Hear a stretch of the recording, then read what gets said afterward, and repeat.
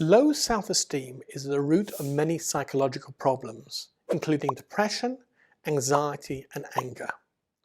Feeling bad about oneself is very painful. To avoid this pain, people often develop coping behaviours. For example, they become perfectionists to avoid the pain of failure, high achievers to gain recognition from others, or loners to avoid the pain of rejection. These coping mechanisms may have short-term benefits, but they never resolve the underlying problem. I'd like to share 4 approaches that can be helpful in raising self-esteem. The first is increased self-awareness. An important first step is to gain greater awareness of self-critical thoughts and their source. These critical and tortuous statements are often subconscious and habitual. Uncovering their origins, which are frequently from childhood or teenage years, makes them more understandable. For example, a person who feels useless may trace these feelings back to a traumatic experience, time of failure, or critical remarks from the past. They can then understand that these critical voices are not voices of truth, but are learned from an external source. This enables you to take them less seriously and stop identifying with them. The second is challenge critical thoughts.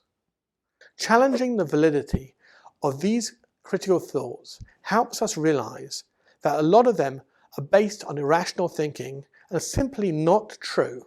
For example, a person who's a perfectionist can ask themselves, is it really true if I don't excel in this exam, I don't have value?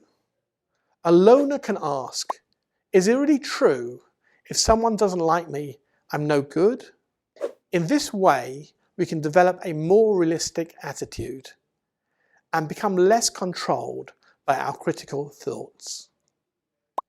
Third, express our inner feelings. It is common for feelings of low self-esteem to be guarded as a secret. Sharing these feelings with a supportive person helps to normalize them.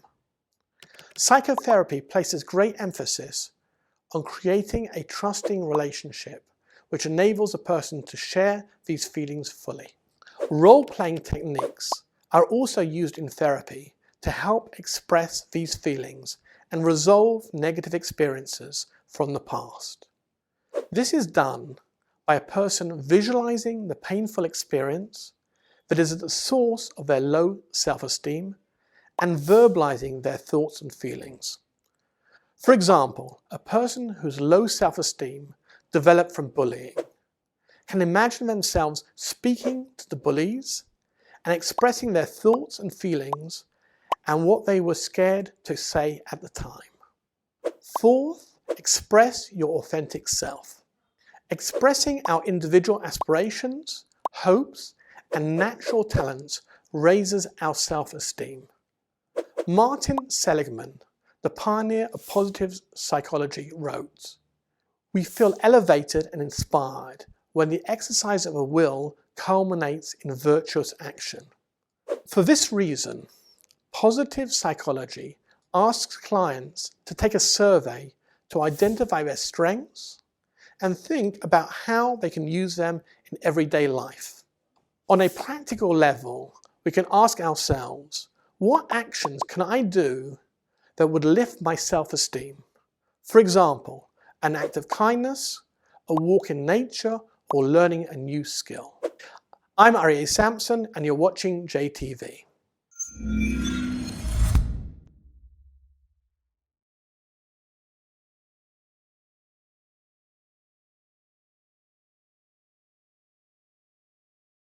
To stay up to date with JTV content, click subscribe here if you're on YouTube and hit the alarm bell. And if you're on Facebook, hit the like button and under following, click see first. If you enjoy watching JTV content and want to help us continue to grow, please consider making a donation to us by clicking here.